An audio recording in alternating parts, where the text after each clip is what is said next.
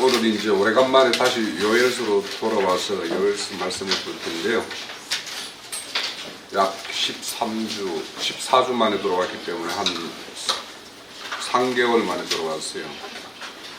그래서 요엘서는 짧은 책이기는 하지만 요엘서의 내용이 어떤 것이 있었는지 다 이제 뭐 좀 이 시간과 함께 좀 기억 속에서 많이 사라져 있죠. 그래서 오늘 그 요엘서 자료 내드린 거는 사실은 이제 요엘서를 마치면 마지막 시간에 이제 이렇게 한번 딱 요약을 할 생각으로 이제 예전에 정리를 해놨던 자료인데 우선 이제 지난 석 달 전에 우리가 나눴던 말씀을 좀 이렇게 소급을 하기 위해서 이제 지금까지 요엘서의 어떤 그런 줄거리 내용들을 우리가 다시 한번 상기할 그런 시간이 필요하겠다 싶어서 오늘 자료를 나눠드렸어요. 그래서 그 자료와 함께 오늘은 성경책 다른 책을 찾으러 가지는 않을 거니까 요엘서만 딱 펴놓으시고 오늘 그 자료 말씀을 좀 시간 되는 대로 가능하면 오늘 이제 준비된 자료를 다 마치려고 생각합니다. 좀 빨리 나갈게요. 우선 그 요엘서는 남유다에 대해서 예언을 한 책입니다. 그리고 요엘에 대해서는 알려진 것이 별로 없어요. 단지 1장 1절에 부두엘의 아들이라는 것만 알려져 있어요. 그래서 이 요엘서가 쓰여졌던 그 당시에 그러니까 이 말씀이 선포하는 그 해, 그 즈음에 그 남유다 땅에 뭔가 이렇게 메뚜기 때나 항충 때나 이런 거에 의해서 자연재해가 크게 있었을 거라고 봐요. 이 책을 내용을 보면. 그래서 그런 어떤 자연재해에서 이제 이렇게 피폐한 좀 어려움을 겪고 있는 이스라엘에게 요엘에게 하나님의 말씀이 임해서 요엘을 통해서 이스라엘의 너희들이 왜 이렇게 이런 일이 당하는가에 대해서 이거는 하나의 맛보기다. 예고편이다. 앞으로 너희들이 지금까지 했던 그런 것들로부터 돌이키지 않으면 앞으로 실제적으로 이런 어떤 그 환난을 당할 것이다라는 것을 예고하는 어떤 그런 그 요엘서예요.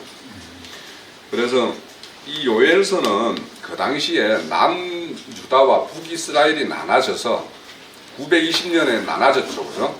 나눠져서 두 나라가 나름대로 양쪽에서 잘 살고 있는 그 외형적으로는 평안한 시기예요. 여기 이제 그 자료에 보면 그 네 번째 왕 여호사밧이라는 왕이 우리나라로 따지면 고구려 강개토 대왕과 같이 그 시대 때 가장 영토를 확장하고 번성했던 왕이에요. 이 여호사밧이. 그런데 이제 여호사밧이 자기가 이루어놓은 거 이것을 공고히 지키고 싶은 거예요. 그래서 여호사밧이 무슨 수를 썼냐 하면 자기 아들 요람을 북이스라엘하고 이 정략적인 결혼을 시켜요. 그때 그러면 북이스라엘은 누구였냐 하면은 아합왕이었었어요. 그럼 아합왕과 이세벨이 있죠. 그 사이에 난 딸이 아달랴죠. 이 아달랴하고 여호사밧의 아들 여호람이 결혼을 해요. 정략 결혼을 했어요. 그래서 실질적으로 요아스 시대 때 요엘이 예언을 할 때 그 시대 이전에 이미 이게 속으로는 이제 그러니까 이 하나님으로부터 멀어져가는 이런 영적인 병들이 이제 시작이 된 거예요. 이때부터 여호사밧 때부터. 그런데 이제 그렇게 해서 남유다까지 바알 신상이 이렇게 서고 하는 어떤 이런 시기가 이제 시발점이 되고 있는 시기예요. 그런데 이제 그 당시 이제 그러니까 요엘에게 그 말씀이 임할 당시에 북이스라엘에는 누가 있었냐면 아합왕이고 그리고 아합왕의 아버지가 오므리예요. 오므리인데 이 오므리의 왕조가 열려가지고 그 오므리의 아들이 아합이고 이제 이렇게 이제 오므리 왕조가 이렇게 섰는데 그 당시에 그 아합 왕의 군대장이 누구였냐 하면 에후였어요.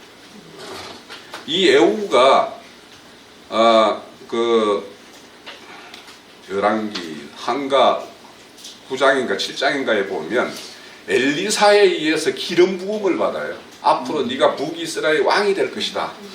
그렇게 이제 기름을 부었지만 이제 그 아합 왕 때 자기 군대장으로 이렇게 아합을 섬겼던 사람이고 아합의 아들 그 요람까지도 섬겼던 사람이에요. 예후가. 그런데 이제 이 하나님의 말씀이 임하였고 엘리사에 의해서 기름 부음이 이제 예후에게 이제 이 역사가 일어나기 시작해서 이 예후에 의해서 오모리 왕조가 확 멸망을 당해요. 그러니까 남유다의 그 보면 아달랴로 보면 자기 친정 집안이 몰살을 당해버렸어요. 예후에 의해서. 그러니까 이제 아달랴로 보니까 아달랴 입장에서 보니까 이제 친정이 완전히 북이스라엘의 예후에 의해서 망했잖아요. 또 이 예후가 남유다 자기 아들 아하시아 그러니까 아달랴의 아들 남유다의 아하시아에 속한 사람들도 막 쳐 죽여요. 그러니까 예후가 이 아합이나 이 아달랴나 이세벨로 보면 원수인 거예요. 예후가. 그래가지고 이제 그런 상황이 되다 보니까 남유다에서 이제 이 아달랴가 자기의 어떤 혈족으로 난 자손을 다 죽여버리고 아들이 하나 살아난 아들이 요아스예요. 요아스가 자기 고모부가 그 당시에 대제사장이었는데 대제사장과 고모에 의해서 성전에서 숨겨서 이렇게 자라서 7살 때 이제 왕위에 오르게 되는 어떤 그런 시대예요. 그런 시대였기 때문에 영적으로는 그냥 그 나라로 보면은 평안한 시대였지만 내부 속으로는 굉장히 홀마 있는 이제 하나님으로부터는 그렇게 멀어져 있는 이런 상황이 진짜 시작되는 어떤 그 시점에 요엘에게 말씀이 응한 거예요. 그래서 이제 이런 어떤 시대에 요아스가 자기 고모부에 의해서 이렇게 여호야다에 의해서 이렇게 잘 이렇게 양육받고 왕위에 올랐지만 이제 뒤에서 여호야다가 이제 섭정을 했죠. 대신 이제 치리를 이렇게 했었는데 이제 여호야다도 이제 뭐 세월이 지났으니까 죽게 되었죠. 그러면서 이 요아스가 변심이 돼요. 다시. 그러면서 이제 하나님을 멀리하고 우상 숭배를 하고 이렇게 하다 보니까 그 이스라엘 백성들이 전부가 다 이제 왕과 함께 같이 이제 그런 어떤 사상으로 이제 젖어드는 어떤 그 시점이었어요. 이 요엘서의 말씀은. 그래서 이제 여기 우리 이제 말씀에 보면은 그 2절에 보면 늙은 자들아 너희들은 이것을 들을지어다 땅의 모든 주민들아 너희는 귀를 기울일지다 너희의 날에는 너희 조상들의 날에 지금 뭐냐면 메뚜기 재앙이 막 일어나고 있는 남유다에 이제 이런 일이 있었어요. 너희들이 지금까지 이런 일을 본 적이 있냐? 왜 이런 일이 일어났겠냐? 이렇게 이제 깨우치고 있는 거죠. 그래서 3절에 보면 1장 3절에 보면 너희는 이 일을 너희 자녀에게 말하고 너희 자녀는 또 자기 자녀에게 말하고 너희 그 자녀는 또 후세에게 이렇게 말을 해야 되는 거죠. 그러니까 하나님의 경고는 이 인간 세상에서 살고 있는 우리에게는 언제든 끊기지 않고 이렇게 경고의 말씀이 우리에게는 있어야 되는 거죠. 그런데 이제 항상 여기 보면 4절에 보면은 이제 이 재앙이 팥중이가 남긴 것은 메뚜기가 먹고 메뚜기가 남긴 것은 너치가 먹고 너치가 남긴 것은 항충이 먹는 이런 상황이에요. 우리말로 보면 우리 고사성에 보면 설상가상이라는 말이 있죠. 예? 눈 위에 서리가 또 다친 말이 덮쳐서 이렇게 우리 이런 말은 뭐냐면 재난이 오기 시작하면 그 재난을 보낸 분의 어떤 의도가 있을 거 아니에요. 그 의도에 의해서 다시 뭔가가 돌이킴이 있고 새로워지는 게 없으면 더 한 것이 자꾸 오게 되는 거예요. 우리 그런 것들을 우리 주변에서도 이렇게 쉽게 볼 수 있잖아요. 그래서 이런 상황이에요. 그래서 5절 보면 취한 자들아 너희는 깨울지어다 포도주를 마시는 자들아 취하는 자들 이 취해 있죠. 그러니까 하나님을 떠난 하나님의 취해 있으면 하나님의 어떤 그런 복을 이렇게 누리면서 이렇게 살 텐데 하나님이 아닌 다른 거에 취해 있으니까 하나님이 그들을 깨우기 위해서 이런 걸 주는 거예요. 그래서 깨어 울지어다. 포도주를 마시는 자들은 너희는 울지어다. 이는 단 포도주가 너희 입에서 끊어졌다. 그러니까 포도주를 이제 지금 취해 있는 자들, 저희들 단 포도주에 취해 있는 자들을 다시 돌이키려면 그 포도주를 끊어야 될 거 아니에요. 그러면 지금이 물질적으로 밭에서 포도나무에서 포도송이를 막 얻을 수 있으면 포도주를 계속 마실 거 아닙니까? 그걸 끊기 위해서 우리에겐 재난이 온다라는 거예요, 하나님이. 그래서 이런 거는 우리 믿는 자들의 어떤 거는 인생사에서도 많은 경험을 하게 되죠. 그런데 이게 이제 다른 민족이 땅에서 올라와 그들을 강하고 수가 많으며 이빨이 사자 이빨 같고 그 어금니는 암사자 어금니와 같다. 이것이 이제 실현이 되죠. 완전히 이렇게 경고를 했지만 돌이키지 않음으로 인해 가지고 북이스라엘은 아수르가 이렇게 사자처럼 와가지고 다 덮쳐먹었고 남유다는 바벨론이라는 나라가 와서 이렇게 다 했죠. 그러니까 이 요엘의 이런 예언이라는 게 그러면 이게 실질적으로 이루어진 거는 북이스라엘로 보면 100년 전에 이런 예언이 임해 있고 남유다로 보면은 250년 전에 예언이 되어 있는 거예요. 그러니까 우리가 예언을 했고 이런 말씀을 들었는데 이게 뭐 언제 될까 이런 거 보면 성경에 보면 우리가 생각하는 것보다 그것이 실제적으로 실현되는 데는 긴 시간이 필요해요. 그렇죠. 하나님이 그만큼 많이 기회를 주고 많이 돌이킬 수 있는 그런 시간들을 배려를 해줌에도 불구하고 돌이키지 못하니까 그렇게 이제 긴 시간을 두고 하나님은 참으시는 거죠. 그 8절에 보면 너희 처녀들아 어렸을 때 약혼녀 남자로 말미암아 굵은 배로 동이고 애곡한같이 할지어다. 자, 이 처녀라는 거는 성경에서 처녀라는 거는 언약 백성을 상징해요. 하나님이 사랑하는 그 언약 백성들이 그럼 자기 약혼한 신랑감이 있잖아요. 신랑이 있잖아요. 그러면 그 신랑이 다시 와서 그 약혼이 이제 진짜 결혼이 될 때까지 그 처녀는 신부다 우리 아까 아가스 그 찬양처럼 신부단장을 하고 있어야 되는데 그 사이에 딴짓을 한 거죠 지금. 딴짓을 하고 있는 거죠 지금. 그러니 이제 너희들이 그 약혼녀가 죽은 것 같이 너희 신랑이 다시 너를 완전히 버리고 떠난 것 같이 그런 어떤 애통함을 가지고 지금 이 요엘의 말씀, 예언의 말씀을 들어야 된다는 거예요. 근데 그들의 이제 실상의 참혹함이 어떤 거냐? 소제와 전제를 성전에 드릴 어떤 그런 것도 없을 정도로. 그러면은 이런 것들을 드릴 수 없다라는 거는 성전이 성전으로서 제 기능을 할 수가 없는 거죠. 예. 그래서 밭이 항무하고 토지가 마르니 곡식이 떨어져 새 포도주가 말랐고 기름이 다하였다. 새 포도주 기름이라는 거는 뭐예요? 그 이스라엘 백성들이 먹고 하나님이 베푸는 어떤 은혜 가운데에서 누려야 될 것들인데 이런 것들이 다 끊겼다라는 거예요. 그게 이제 실상으로 보면 말씀의 기근이에요. 그러니까 오늘날 이 요엘서를 보면서 오늘날 교회의 실상의 모습이 이 말씀이 어떻게 응해지고 있는지 그것이 또 우리에게는 각자에게 어떻게 이렇게 하나님의 말씀의 경고가 나에게 적용돼야 될 것인지도 생각을 해보면서 이제 이 말씀을 봐야 될 거예요. 그러니까 오늘날 이 교회에 보면 새 포도주, 다 먹은 포도주만 먹고 있죠, 그죠? 예. 그래서 이제 기름이라는 거는 이제 이 성경에서 기름이라는 거는 치유의 수단도 되고, 뭔가 뭔가 떡을 붙이려면 기름으로 이렇게 붙여야 되고 이렇게 함에도 불구하고 이런 것들을 할 수가 없다라는 거예요. 이렇게 밭에 소산이 없어졌음이로다. 자, 13절에 보면 그래서 이런 실상이 이제 현재적으로 남유다 땅의 자연재해에 의해서 이런 실상이 이제 벌어지고 있는 거예요. 그런데 이것들에 대해서 너희들이 이것이 왜 왔는지에 대해서 이제 그런 어떤 것들을 요엘에 이제 경고를 하고 있는 거고, 그래서 이제 너희들이 여기에서 이 하나님의 어떤 경고에서 돌이키려면 제사장들아 너희는 굵은 배로 동이고 슬피 울지어다. 제잔에 수종드는 자들아 너희는 울지어다.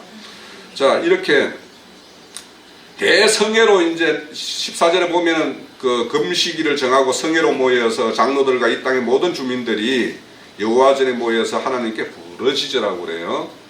자, 성회로 모이라고 그러죠. 이 성회로 모인다라는 거는, 이 성회라는 말이 이제 말로 하면 크게 모이는 거, 이제 이렇게 무리로 함께 모여서 이제 자기의 어떤 죄를 회개하고 하나님에게 이제 이 불쌍히 여김을 간구하라고 하는 것이지만, 이 성회라는 말 뜻이 억제하다, 제한하다라는 뜻이 있어요. 예. 왜냐하면 다 각자가 뭔가 할 일이 있었죠. 성회 모임이 없으면 각자가 어딘가 가가지고 뭐 세상 일에 뭐 내 먹거리를 구한다든지 뭘 하든지 다 각자 계획이 있어요. 그죠? 이런 계획을 다 멈추라는 거예요. 성회로 모이려면 우리가 교회에서 우리 교회가 일심으로 뭔가를 계획하고 그걸 이루려면 각자의 계획들을 이렇게 멈춰야 되는 거예요. 이 목적에 우리가 나아가고자 하는 방향에 다 뜻을 모아서 집결을 해야 된다는 거예요. 성회라는 건 그런 뜻이에요.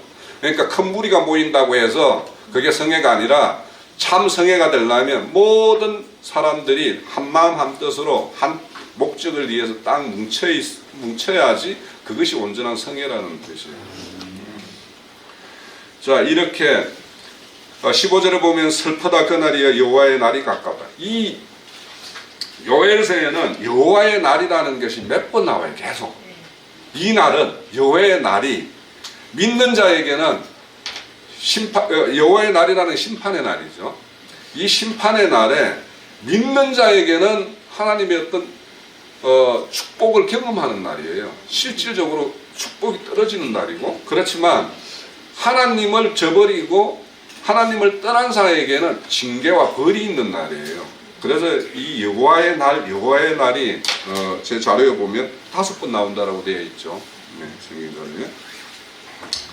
그래서 이런 어떤 여호와의 날을 자꾸 언급하는 것은 너희들이 여호와의 날은 작게 징계하는 날도 있고 작은 어떤 단위의 어떤 작은 단위, 한 가정을 심판하기도 하고 한 교회를 심판하기도 하고 한 민족을 심판하기도 하고 이렇게 한단 말이에요. 그러니까 여호와의 날이라는 것은 그것이 각자에게 각 사람 개인에게도 있을 수 있고 가정에도 있을 수 있고 있어요. 그래서 이런 날이라고, 그러니까 우리가 살면서 하나님이 나한테 뭔가를 이렇게 메시지를 던지는 어떤 그런 날이라고 생각이 되는 날, 그때 뭔가 그런 것이 오면 우리는 영감이라는 게 있잖아요. 그래서 그런 것이 오면 그때부터 우리는 경성한 뭔가 이런 자세가 필요해요. 뭔가 하나님이 나에게 무엇을 지금 요구하고 있는지, 어떤 걸 나한테 어떤 방향을 제시하고 있는지. 그래서 여기 보면은 먹을 것이 끊어졌고 기쁨과 즐거움이 하나님의 성전에서 다 끊겨졌다고 그러죠. 16절에 씨가 흙덩이에서 썩어져 가고, 그러니까 씨를 뿌려도 흙덩이가 물기가 없기 때문에 씨를 발하지를 못하고 그냥 썩어져 간다라는 거예요. 곡간이 무너졌으며 곡식이 시들었다. 이렇게 메뚜기 재앙의 어떤 실상들을 다 보여줘요. 그리고 이제 18절에 보면 가축들도 이렇게 해요. 그러니까 창세기 1장에 보면 사람으로부터 하나님의 형상과 모양으로 지어진 사람에 의해서 만물을 다스리게 하는 것이 하나님의 뜻이죠. 그러니까 하나님이 그렇게 사람들에게 임 통치권을 줬는데 사람이 재구실을 못하면 그에 속한 가축들이 다 이렇게 고생을 해요. 이거는 하나의 모형이지만 한 가정에서도 부모들이 뭔가 재구실을 다 하지 못하면 그에 속한 자들이 다 이렇게 재난을 당하듯이 똑같은 원리예요. 그래서 이렇게 불사름을 당하고 또 불꽃들이 나무를 다 살랐고 짐승들도 주를 향하여 헐떡거린다라고 이야기해요. 그러니까 오늘날 보면 우리 로마서에 보면 모든 피조물이 하나님의 아들들이 나타나기를 고대한다고 그러죠. 왜냐하면 하나님의 아들이 나타나지 않으면 그 모든 만물들이 자기가 순종하고 복종해야 될 것에 복종하지 않고 다른 것에 다 복종하고 있는 상황이 되기 때문이에요. 네? 그래서 이렇게 들짐승도 헐떡거리고 있다라고 그래요. 자, 그 2절에 보면 시온에 이제 이런 날이 이제 임했어요. 이렇게 이제 실질적으로 남유다 땅에. 그러면 뭘 해야 되냐? 이제 시온에서 나팔을 불며 나의 거룩한 산에서 경고의 소리를 불러줘야 된다는 거예요.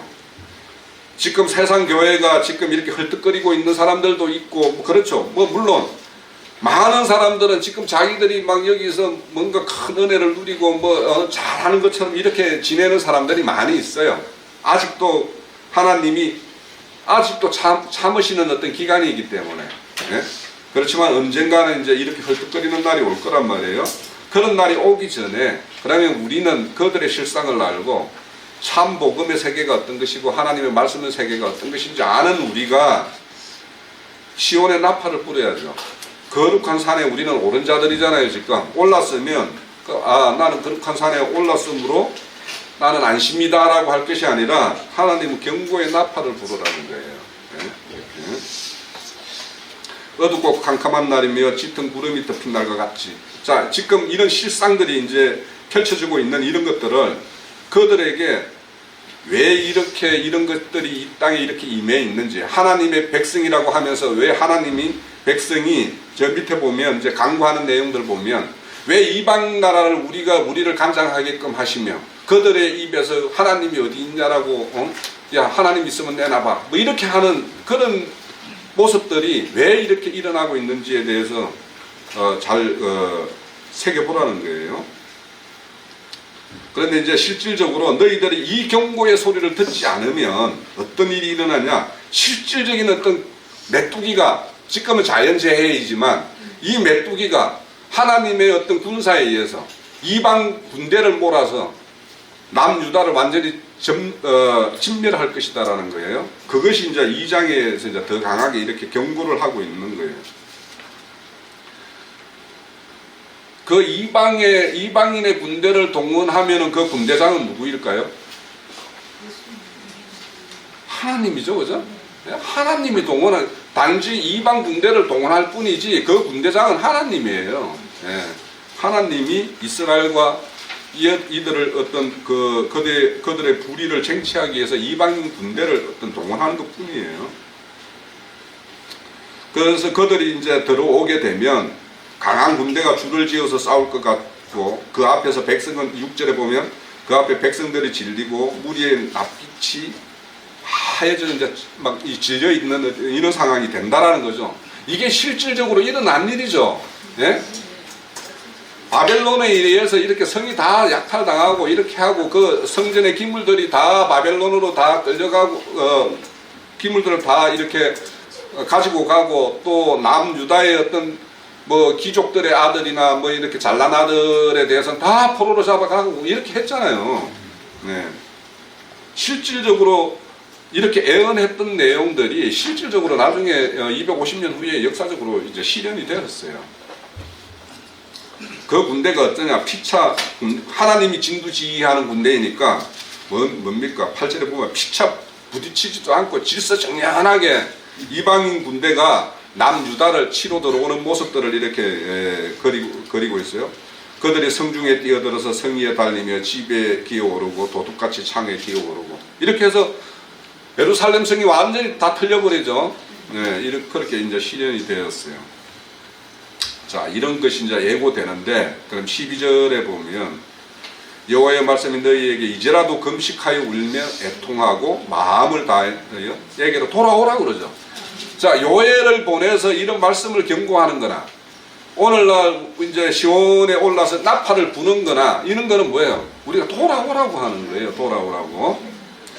그러면 돌아올 때 그들이 어떻게 돌아와야 되느냐? 13절에 옷을 찢지 말고 마음을 찢고 너희 하나님 여호와께 돌아오라고 그래요.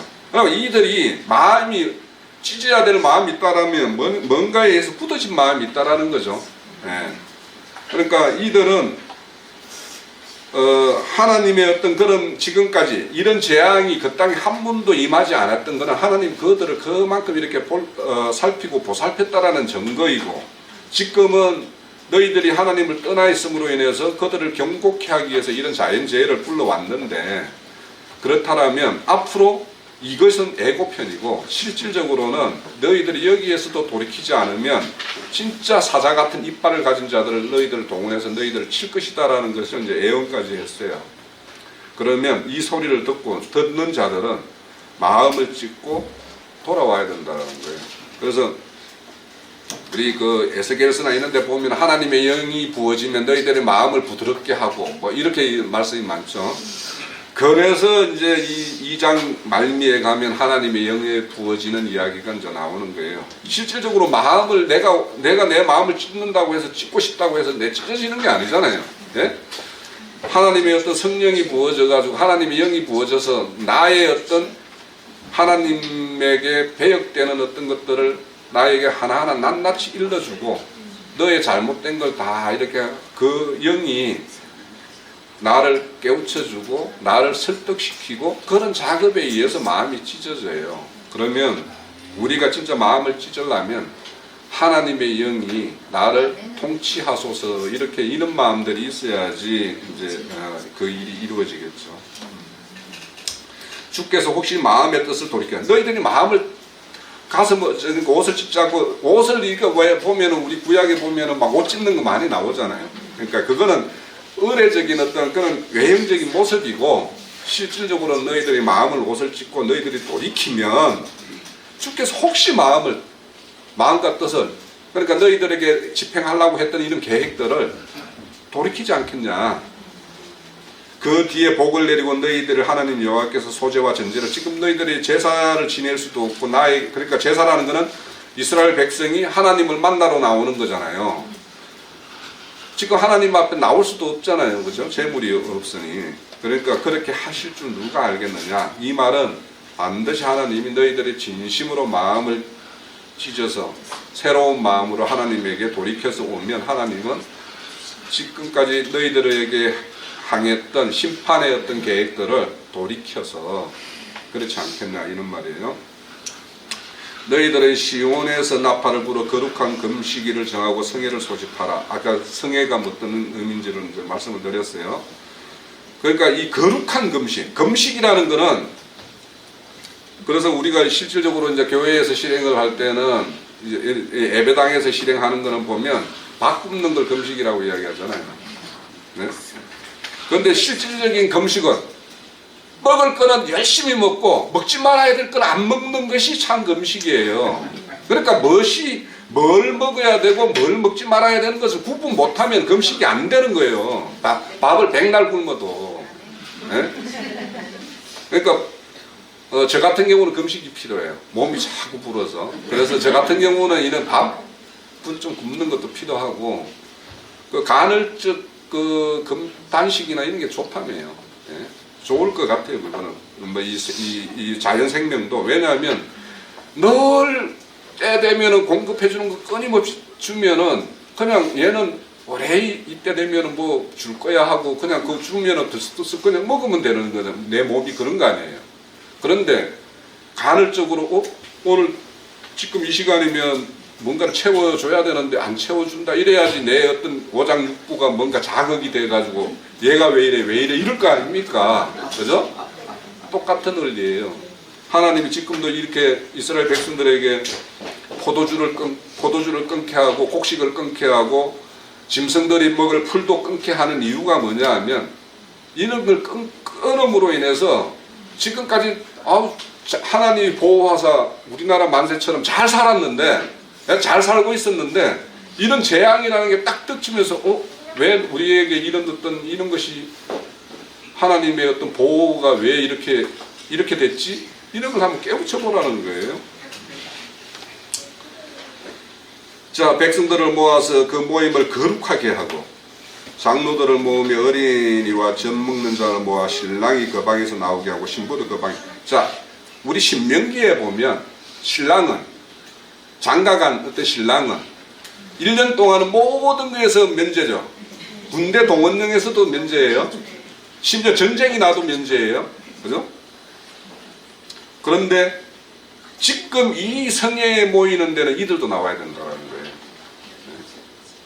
그러니까 지금 이 요엘의 경고를 받는 이스라엘의 실상이라는 것은 온 이스라엘에 다 퍼졌다라는 얘기예요. 이런 정상이. 예?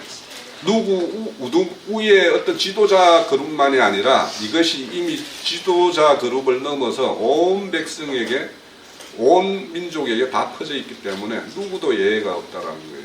그 정도로 이제 어떤 요엘의 어떤 경고는 앞으로 그래 될 것을, 지금 실상이 앞으로 그렇게 될 것을 감안한 어떤 그런 어떤 해결을 요구하는 것인지 그런 전조가 보이고 있기 때문에.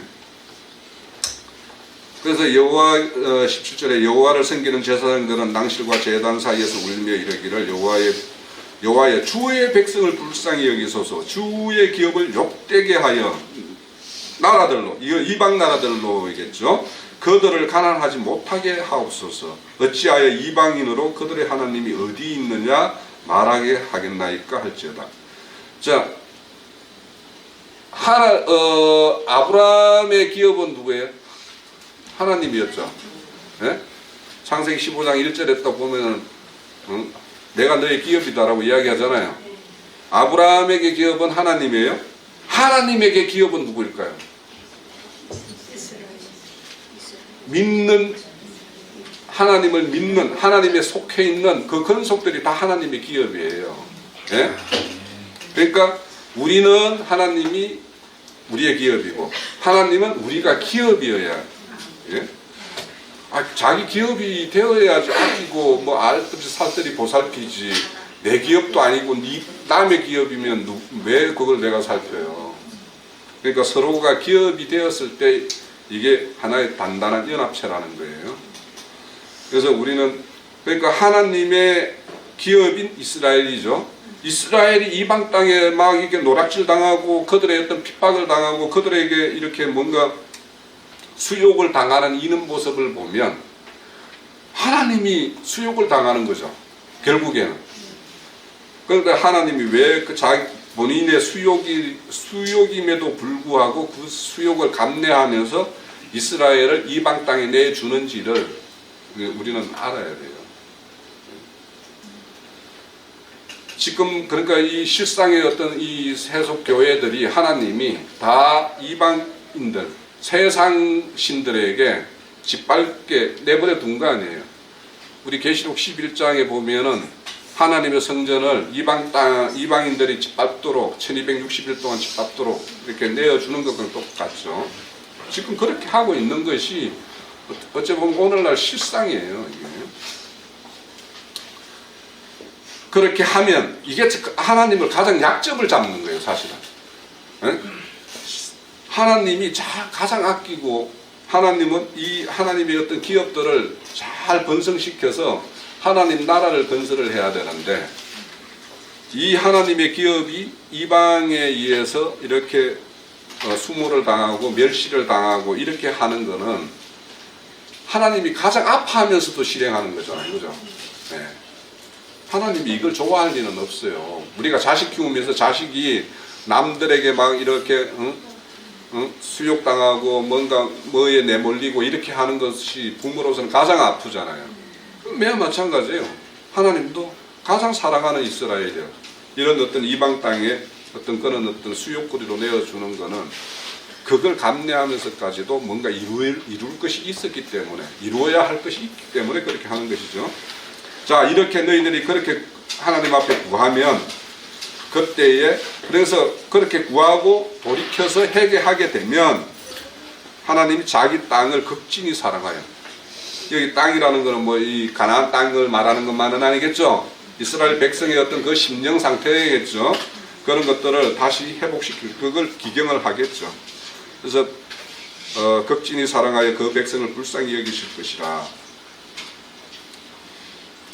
자, 여호와께서 그들에게 응답하여 이르시기를 내가 너희에게 곡식과 포도주와 기름을 지금 다 끊었던 것들을 다시 다 회복시켜주고 흡족하게 해줄 거라고 이야기하죠. 또 너희들이 욕을 당하지 않게 해줄 것이고, 너희들을 욕을 당하게 했던 그 북쪽 군대죠. 다 아수르 군대나 바벨론 군대가 다 북동쪽이고 뭐 이렇죠. 그 군대들을 다 이렇게 쫓아내 줄 것인데, 이들이 이렇게 뭘 안 했으니까 결국에는 북이스라엘은 아수르에게, 남유다는 바벨론에게 결국에는 포로 잡혀가고 그런 어떤 일이 있었어요. 땅을 두려워 말고, 땅이여 두려워하지 말고 21절에 기뻐하고 절개할지어다 여호와의 큰 일을 행하였습니다. 들짐승들아 두려워할지 말지어다 들의 풀이 싹이 나. 그러니까 풀이 없어서 헐떡이던 그 들짐승들에게도 너희들이 이렇게 돌이키고 우리 믿는 자들이 돌이키면 이런 어떤 하나님의 어떤 분복들을 이렇게 베풀어 주실 거라는 거예요. 시온의 자녀들아 너희가 하나님 여호와의 말미암아 기뻐하고 즐거워할지어다. 그가 너희를 위하여 비를 내리되 이런 비를 너희에게 적당히 주시리. 이런 비, 파종하는 비죠. 네. 근데 이게 시기적으로 보면 우리나라하고 이제 거기하고는 이제 이게 좀 달라서 이런 비는 10월 11월 그러니까 보리와 밀을 파종하는 시기를 기준으로 삼는 거예요. 그래서 파종하는 시기에 내리는 게 이런 비고 또 이제 곡식 이제 여물기 알이 차고 이렇게 할 시기에 내리는 게 늦은 비예요. 이거는 이제 봄 우리나라로 보면 3월 4월에 비를 내려서 이제 보리가 이제 잘 자라게 하고 뭐 밀이 잘 자라게 하고 이렇게 하죠. 이제 우리나라 같은 경우에는 이제 벼농사를 다 이렇게 짓고 나면 벼농사 추수를 하고 나면 그 논에다가 이제 갈아서 이제 보리를 또 심고 이렇게 하죠. 저도 이런 것들을 다 해봤어요, 사실은. 그래서 옆에서 봤죠. 옆에서 이제 부모님들 하시는 일을 옆에서 보고 뭐 거들기도 하고 이렇게 했었는데. 마당에서 밀이 가득하고 독에는 새 포도주와 기름이 다 이렇게 완전히 회복시켜 줄 것이다라는 걸 이야기하시는 거예요. 또 내가 전에 보낸 군대들이 너희들을 이제 이렇게 뭐 몇 년을 이렇게 뭐 했죠. 근데 70년이죠. 70년 실질적으로는 남유다로 보면 70년 동안 이렇게 했는데 몇 배로 이제 그 횟수대로 너희들에게 갚아준다라는 건 횟수대로 이제 다시 평안한 어떤 그런 세계를 열어줄 거라고 하는데. 근데 제가 이제 예전에 뭐 말씀드렸던 증거 내용이 기억나는데 사사기 때 보면 하나님을 떠나서 징계받는 게 한 10년이면 평안한 시기는 한 40년 이렇게 줘요. 하나님이. 그러니까 몇 배로 갚아주시는 분이에요. 그러니까 우리가 이 하나님의 어떤 징계와 이런 것들을 빨리 돌이키는 것이 하나님의 어떤 평안을 더 풍족하게 누리는 거죠. 너희는 먹되 풍족히 먹고 너희는 놀라운 일을 행하신 너희 하나님 여호와의 이름을 찬송할지어다. 내 백성이 영원한 수치를 당하지 아니하리라. 네. 그러므로 내 이스라엘 가운데 있어 너희 하나님 여호와가 되고 다른 이 없는 줄 너희가 알죠. 그러니까 이렇게 행하는 것은 뭐예요? 모든 이 이스라엘 백성들에게나 이 세상에 대해서 모든 일을 행하시는 분은 하나님이신데 이거를 세상 사람들은 이걸 이렇게 하는 것이 하나님이 행하시는 것을 모르죠. 네? 그러면 우리는 모든 일을 하나님이 주관하고 하나님이 행하시는 것을 우리는 아는 자들이죠. 네.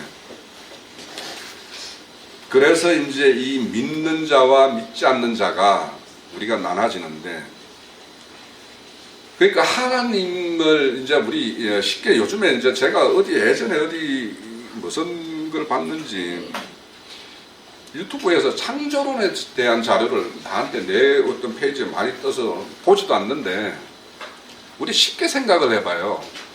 창조론이 얼마나 창조론과 진화론을 보면 창조론은 창조자의 목적이 있죠. 이 세상이라는 걸 만든 목적이 있고 경영하는 목적이 있죠. 분명히 목적이 있죠. 진화론은 무슨 목적이 있어요? 뭘 위해서 진화가 계속 돼야 되고 뭘 해야 돼요? 그 목적이 있어요? 진화론이 그러면 우리가 그 진화론에 의해서 인간이 더 진화가 된다면 어떤 것이 예? 그 입을 살짝 돌리면 마이크가 끊어지면 그 영상에 문제가 있을 것 같아요. 마이크가 좀 입 앞쪽으로 가야 될 것 같아요. 아 그래요? 예. 끊어졌다 이어졌다. 그래서 이 진화론이라는 거는 앞으로 나아갈 방향과 목적이 없어요. 없죠? 있어요? 없잖아요. 그러니까 이게 진화론이라는 거는 이 존재의 이유와 목적이 없는 거예요. 그러니까 우리가 믿는다라는 것과 믿지 않는다라는 것은 가장 크게 대별되어야 되는 것은 내가 존재 이유와 목적이 있어야 되는 거예요. 믿는 사람이라면. 그러니까 창조주 하나님은 창조의 목적이 있죠. 하나님의 창조의 목적이 인간에게는 존재 이유가 돼야 되는 거예요. 우리에게는. 그러니까 하나님의 창조 목적을 모르면서 믿는다라는 것은 이거는 생판 우상숭배하는 것과 똑같은 거예요. 그러니까 우리가 누군가를 밖에 가서 믿는 사람들을 만나면 왜 믿는데라고 물어봐야 돼요. 그럼 그 사람들이 100% 하나님 믿고 나 천국 갈 거야 라고 이야기할 건지 몰라요. 하나님은 우리 인간 만들어서 천국에 갖다 집어넣는 것이 목적이 아니에요. 그런 사람들이 말하는 천국은 없어요. 그러니까 우리가 믿는다라면 분명하게 우리의 존재의 목적, 하나님의 창조 목적과 거기에 딱 매치가 되는 우리의 존재 이유가 있어야 되고, 우리를 통해서 하나님이 뭘 원하시고 뭘 계획하시는가에 대해서 우리가 그걸 알을 때 진정 믿는 자예요. 자, 뭔 이야기하다 이렇게 빠졌죠? 자, 하나님은 이렇게 징계를 하는 것에 대해서 징계 횟수만큼 다시 평안을 준다고 그러는데, 사실은 그거보다 몇 배로 우리에게 베풀어 주고 있고 참으시는 분이고 더 하나님의 어떤 뜻을 이루기 위해서 인내하시는 분이에요. 자, 28절에서 32절에는 이제 그 영이, 그래서 앞으로 이제 앞서서 옷을 찢지 말고 마음을 찢기 위해서도 그 영이 부어져야지만이 이제 실질적으로 하나님으로부터 온전히 바라는 어떤 그런 회개가 이루어지고, 이런 어떤 성회로 모여서 하나님 앞에 그 강구하는 것들이 다 하나님의 뜻과 합치되는 어떤 그런 강구가 이루어지려면은 하나님의 영이 이렇게 부어져야지만이 가능한 거예요. 그래서 그 영이 오셨고 그 영으로 인해서 우리에게 하나님의 뜻이 어떤 것이며, 금방 말씀드린 하나님의 창조 목적이 어떤 것이며, 너희들에게 기대하는 것이 어떤 것인지. 자, 그러면서 이제 그렇게 너희들이 이렇게 돌이키고 이렇게 하면 이제 최종적인 어떤 이제 영이 부어지는 일은, 이 예언이 이루어진 시기가 언제냐면요, 한 820년경이에요. BC 요엘이. 그럼 하나님의 영이 부어진 거는 사도행전 2장에 가서 부어지죠. 예수가 오신 이후, 오셨다가 가시고, 그러면은 거기 한 30년 이상 되죠. 그러면은 850년 후에 이렇게 하나님의 영이, 요엘의 예언이 실질적으로 이렇게 부어졌어요. 자, 그러면 이제 요즘에 제가 그 히브리서를 좀 이렇게 보고 있는데, 히브리서에 보면 이제부터는 아들로 이야기한다고 그러죠. 아들을 통해서 말씀한다고 그래요.